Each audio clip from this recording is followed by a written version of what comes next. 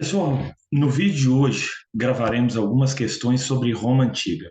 Nesse vídeo também explicarei aspectos importantes deste momento decisivo na história da humanidade, que até hoje deixou ali as suas heranças, que até hoje ainda nos influencia em modo de sentir e comportar. No vídeo de hoje teremos 5 questões, algumas mais fáceis, outras mais difíceis. Lembrando sempre que eu já fiz em outro momento um vídeo sobre Roma Antiga. Vamos para um compartilhamento de tela? Vamos lá.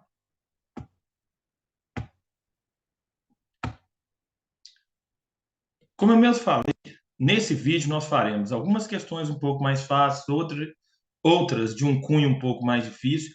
E iremos aqui tentar explicar algumas coisas para vocês muito importantes deste momento decisivo da história mundial. Então, começamos aqui pelo seguinte: qual das alternativas abaixo apresenta nomes de povos formadores da Roma Antiga por volta do ano 1000 a.C.?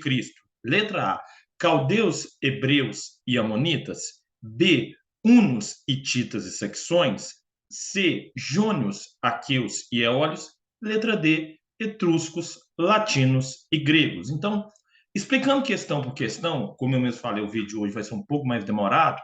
Caldeus, hebreus e amonitas foram povos que habitaram a atual região da Mesopotâmia, região do Irã, região do Iraque, até mesmo próximo a Israel. Hunos e hititas habitaram a Ásia, os hunos mais ao centro, os hititas mais próximos ao Egito, mas ainda também no Oriente Médio. Já os saxões habitaram a atual Grã-Bretanha, a atual Inglaterra, Escócia, Irlanda, entre outros. Letra C: jônios, aqueus e eólios são os três povos formadores da Grécia Antiga. Então, jônios, aqueus e eólios formaram a Grécia Antiga. Para responder a alternativa número 1, a questão número 1, letra D. Então, aqui nós temos, né, etruscos, latinos e gregos. E lembrando sempre que cada qual deu a sua parcela de contribuição para o que depois se tornou a Roma Antiga. Dos etruscos, os romanos herdaram o sistema de engenharia, e aprenderam ali a fazer pontes, arenas, prédios, sistema de esgoto, entre tantas outras coisas que fizeram parte da arquitetura e da engenharia romana. Já dos latinos, eles herdaram o latim, idioma falado por milênios na Europa. Latim este que deu origem a vários idiomas, inclusive ao nosso idioma, a língua portuguesa.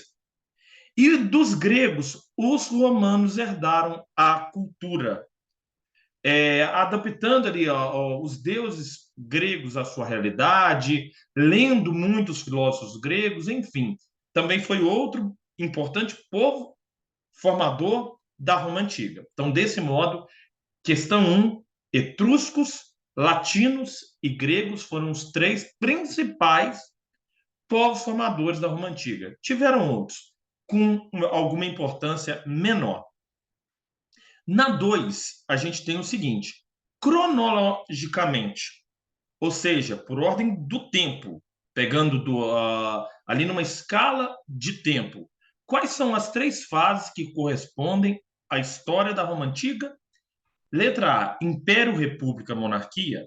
B: Monarquia, Império, República. C: Monarquia, República, Parlamento.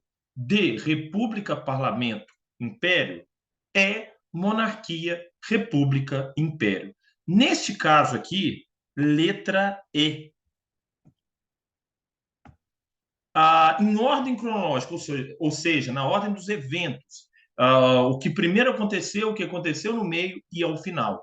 Monarquia foi o período em que os romanos foram governados por reis. A monarquia romana não durou muito tempo, ela não durou 300 anos, foi o período mais curto da história da Roma Antiga. Já a República é um período que durou quase 500 anos, foi o período em que o Senado foi a instituição mais importante da política romana, da organização política da Roma antiga, e ali com os cônsules, com os questores, com os edis, com os censores, com o tribuno da plebe, que foram todos ali membros e órgãos que ajudaram no governo.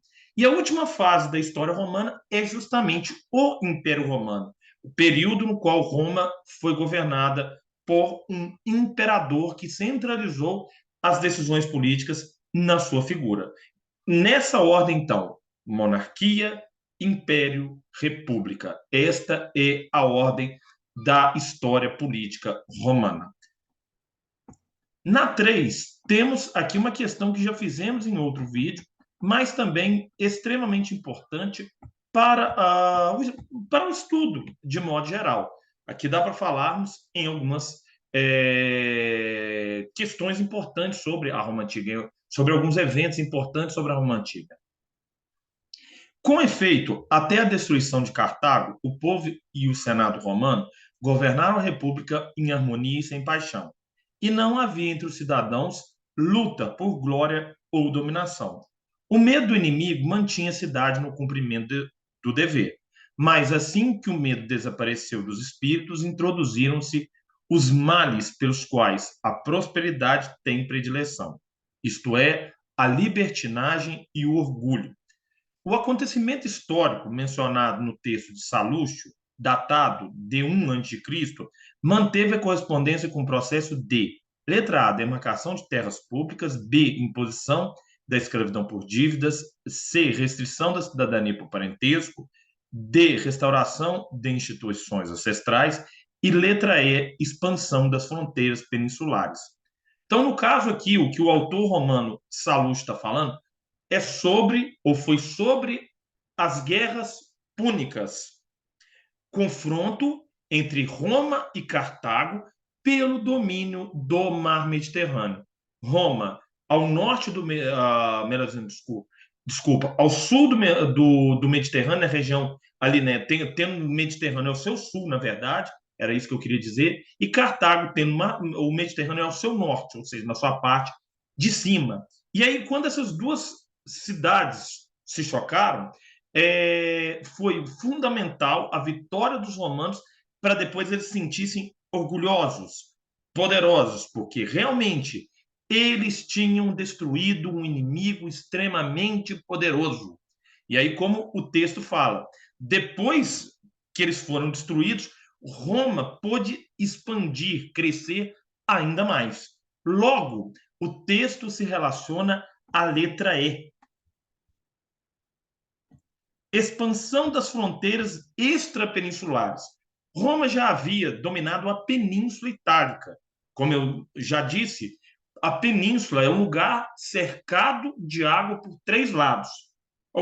Diferente de uma ilha, que é um lugar, um pedaço de terra cercado por água por 4 lados. Então, a península, 3 lados cercado por água, 1 por terra. E aí a letra E é o que melhor responde depois da destruição de Cartago realizada pelos romanos. Eles se expandiram para novos territórios, formando no seu auge um território de quase 11 milhões de quilômetros quadrados. Então, a questão 3, letra E. Na 4, temos aqui o seguinte: a República Romana, a princípio, permitia direitos políticos apenas aos patrícios. A aristocracia de nascimento, formada pelos grandes proprietários de terras e escravos. Os séculos iniciais da República foram um período de acirradas lutas de classes, em que as revoltas da plebe permitiram aos plebeus a obtenção de alguns direitos. Nesse contexto, assinale a alternativa que apresenta o que determinava a lei Canuleia. Letra A criação do tribuno da plebe.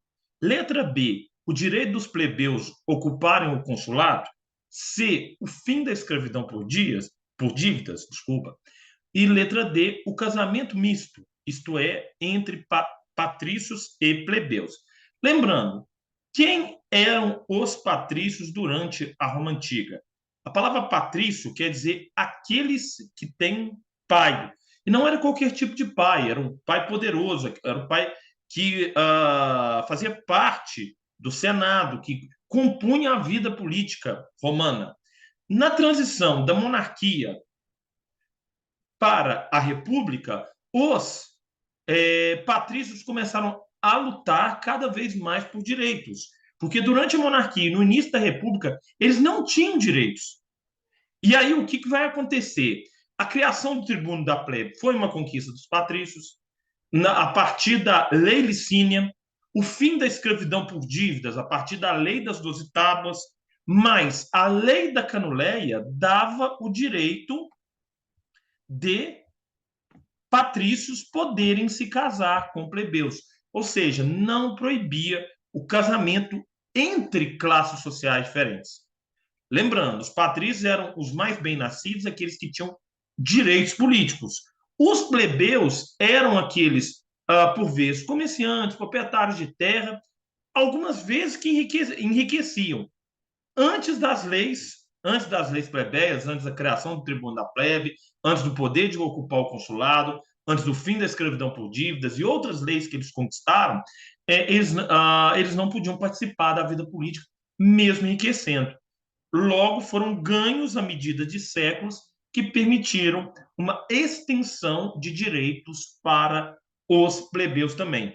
Mas quem se beneficiou desses direitos foram principalmente os plebeus ricos, que por muitas vezes se associavam e casavam seus filhos, casavam suas filhas com patrícios ou mulheres de origem desse segmento da sociedade romana, do povo dos patrícios, tá?